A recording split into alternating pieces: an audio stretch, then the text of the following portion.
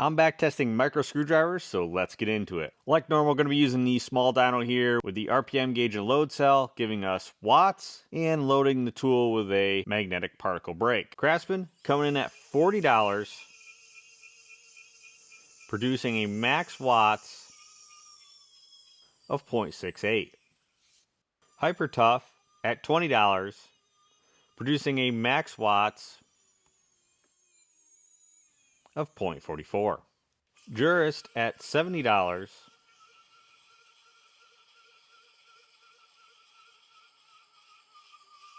producing 1.16.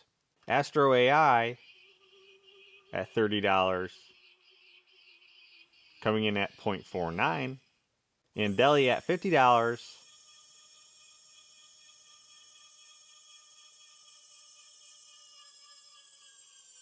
coming in at 1.56. Aeromax at $55.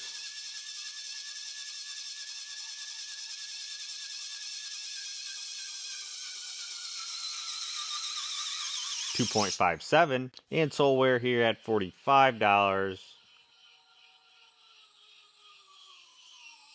1.21. So when we compare the rest from the previous test videos, max watts on high, Miniware is still on top, followed by the Fantic E2 Ultra and E2 Max, and in fourth place we find the Aeromax.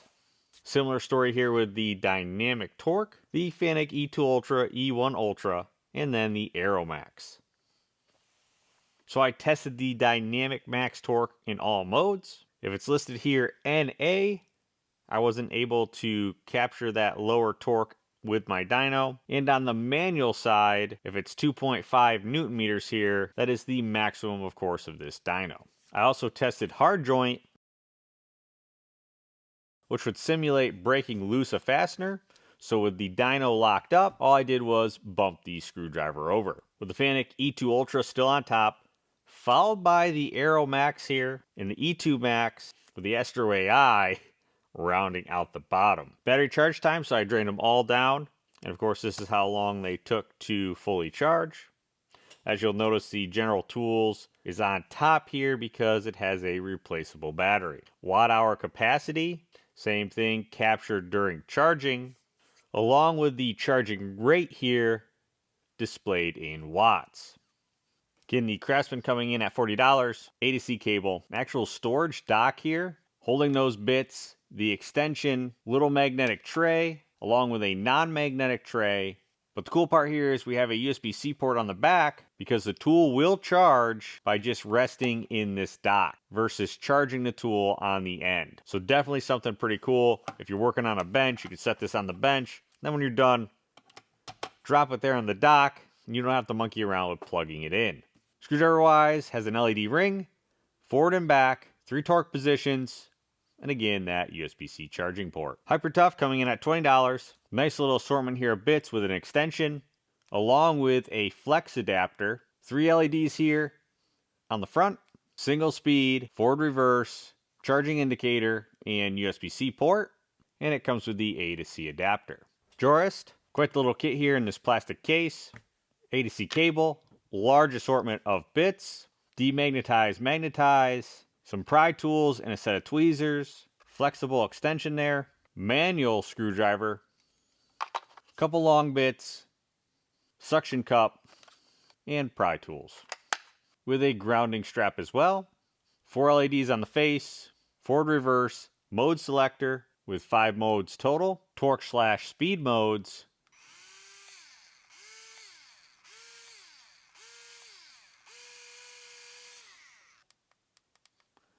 battery indicator, USB-C port.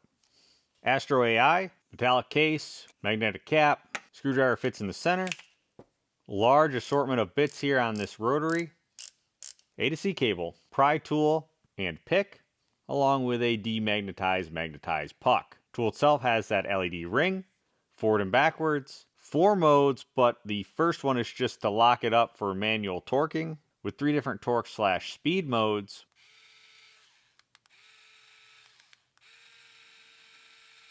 And the USB-C port. And Deli, a USB A to C cable, aluminum case with a large assortment of bits, manual pry tool, screwdriver, and a set of tweezers. Storage of the screwdriver goes inside the center of the bit holder. 3 LED lights, your forward reverse, the ability to turn the lights on and off with the center button, 3 speed/torque settings here, charging indicator, and that USB-C port here on the back. Soleware, A to C cable, plastic case, kind of a small assortment here of bits compared to the rest, demagnetize, magnetize, and on the back you have your normal pry tools along with the set of tweezers. LED ring here on the front, forward, reverse, and your mode selector, 5 speed/torque modes,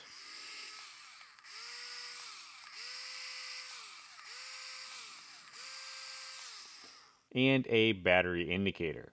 One thing I will say is during testing, it seemed like this battery indicator would display fully charged and then 0. There really wasn't much in between from my testing, with the USB-C port here on the bottom. Aeromax, soft zipper case, containing that A to C cable, aluminum holder, and something different here than the rest, a 90-degree adapter, which allows you to clip it on there,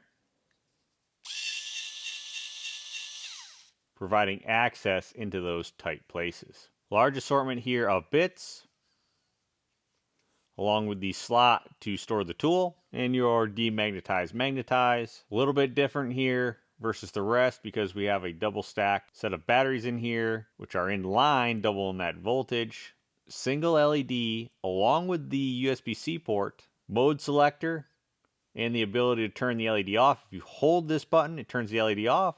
If you double click, you can see we change between those speed/torque modes.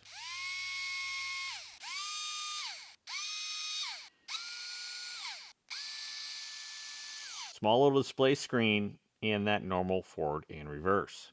Overall, I did do some subjective scoring, looking at cost per watts, cost versus torque, charging time versus watt capacity. Watt capacity, if it's capable of charging with a USB-C to C cable, ranking on those accessories that come in these kits, number of clutch settings. So personally, out of these, I'd probably give the Aeromax first place, followed by the Andeli and the Soleware. So you have it. Hopefully you found this video useful. I'll leave the playlist below to the previous test videos, along with the links. Let us know in the comments if you have any of these and how they work for you. Specs will be at the end like normal, along with the overview of what bits come with each of these. Thanks for watching, and I'll catch you on the next one.